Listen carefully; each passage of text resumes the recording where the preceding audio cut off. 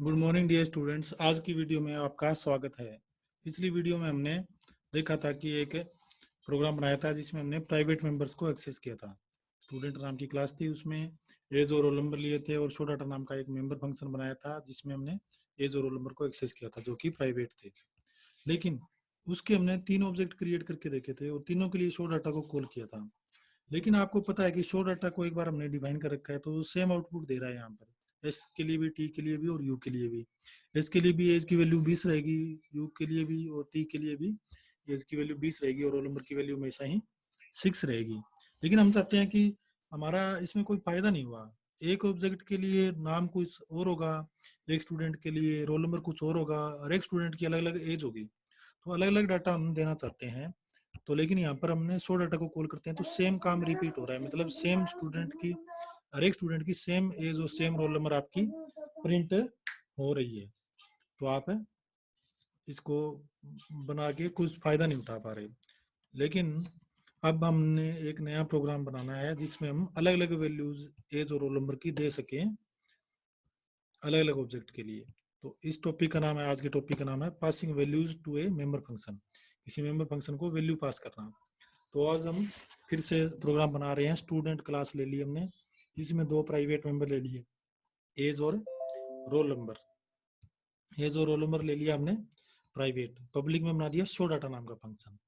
अब इसमें आपने दो पैरामीटर ले लिए, एक्स और वाई, इंट एक्स और इंट वाई, इंटीजर टाइप के दो पैरामीटर या आर्गुमेंट ले ली। जो एज है उसको डायरेक्टली एक्सेस कर सकते हैं। मैंने बताया था कि यहाँ पर ऑब्जेक्ट के नाम की जरूरत नहीं होती क्लास के अंदर, यदि हम क्लास के ही दूसरे सेक्शन के मेंबर्स को प्रयोग करते हैं। तो एज की वैल्यू हमने दे दी एक्स की वैल्यू, मीन्स जो पहली वैल्यू यहाँ पर हम देंगे जब मेन फंक्शन को कॉल करेंगे शो डाटा को, तो एक्स में आएगी वो वैल्यू, एक्स की वैल्यू एज को जाएगी, रोल नंबर की वैल्यू वाई को जाएगी। अब हम सी आउट की सहायता से जैसे पहले करवाया था वैल्यू प्रिंट करवा देते हैं। मैसेज प्रिंट करवाने के बाद में your age is equal to age की वैल्यू। सी आउट में दूसरी लाइन क्या है, your roll number is equal to roll number की वैल्यू। अब एज की वैल्यू कितनी प्रिंट होगी, जो एक्स ने असाइन करी है एज को। एक्स में कितनी वैल्यू है वो जब हम मेन में इस शो डाटा को फंक्शन को कॉल करेंगे तब दे देंगे।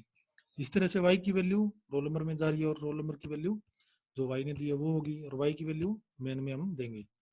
अब इस फंक्शन को मेन में कॉल करते हैं। अब मेन में जैसे पिछले प्रोग्राम में हमने तीन ऑब्जेक्ट क्रिएट किए थे स्टूडेंट के, एस टी और यू, तो तीनों के लिए शो डाटा को कॉल किया था तो सेम आउटपुट आ रही थी। इस बार हमने वैल्यू खुद देनी है। तो एस डॉट शो डाटा के लिए हमने पहली वैल्यू दे दी वाई 22 जो कि एक्स को जाएगी, दूसरी वैल्यू दे दी 1 जो कि वाई को जाएगी। तो अब यहाँ पर देखते हैं जब ये फंक्शन कॉल होगा एस ऑब्जेक्ट के लिए, शो डाटा एस ऑब्जेक्ट के लिए कॉल कर रहे हैं, एस डॉट शो डाटा लिखा है, तो 22 और एक वैल्यू जाएगी शो डाटा फंक्शन में।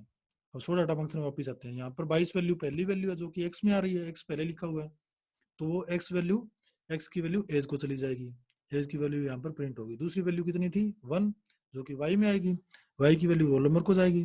तो अब आउटपुट क्या आएगी इस फंक्शन को जब कॉल करेंगे एस डॉट शो डाटा नाम से, तो your age is equal to 22, your roll number is equal to 1, ये आपकी आउटपुट आएगी एस के लिए जब कॉल किया है। दूसरी बार हमने इसी फंक्शन को कॉल किया है टी ऑब्जेक्ट के लिए और इसको कॉल करते समय वैल्यू दे दी अलग। इस बार 21 दे दी पहली वैल्यू, दूसरी वैल्यू दे दी 2। पहली वैल्यू 21 है वो एक्स को जाएगी, दूसरी वैल्यू 2 है वो वाई को जाएगी। तो एक्स की वैल्यू एज को असाइन होगी और वाई की वैल्यू रोल नंबर को असाइन होगी। तो आउटपुट में क्या आएगा, your age is equal to age जो कि 21 है, you roll number is equal to roll number, roll number की वैल्यू वाई की वैल्यू जो कि 2 है। इसी तरह से यू के लिए भी अलग वैल्यू दे दी 23 और रोल नंबर की वैल्यू 3 चली जाएगी। तो अलग अलग वैल्यूज हम पास कर सकते हैं सेम सेम फंक्शन के लिए।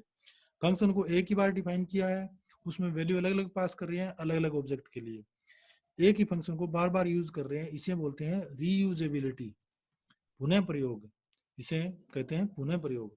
तो अब एक ही फंक्शन को हम अलग अलग ऑब्जेक्ट के लिए कॉल करते समय अलग अलग वैल्यूज दे रहे हैं। तो इसमें वैल्यू पास करने का फायदा ये है कि हम अपनी मर्जी से अलग अलग वैल्यूज हर बार जब जितनी भी बार उसको कॉल करेंगे तो हम दे सकते हैं। तो ये तो एक एक बार कॉल किया है एक ऑब्जेक्ट के लिए, शो डाटा को यू के लिए एक बार कॉल किया, एक बार और भी किया जा सकता है यूज, या मतलब अपनी मर्जी हो जितनी बार हम मेंबर फंक्शन को कॉल कर सकते हैं सेम ऑब्जेक्ट के लिए। और अलग अलग ऑब्जेक्ट हैं सेम क्लास के, उनके लिए भी यूज कर सकते हैं। तो स्टूडेंट के STU 3 ऑब्जेक्ट बनाए थे, तीनों के लिए शो डाटा को कॉल कर लिया। तो आज हमने सीखा कि प्राइवेट मेंबर्स को कैसे एक्सेस किया जाता है और उनको अलग अलग वैल्यूज ऑब्जेक्ट को हर टाइम हर बार कैसे दी जा सकती है using passing values in A member function. तो आज का हमारा टॉपिक यहाँ पर समाप्त होता है। धन्यवाद आज की वीडियो देखने के लिए।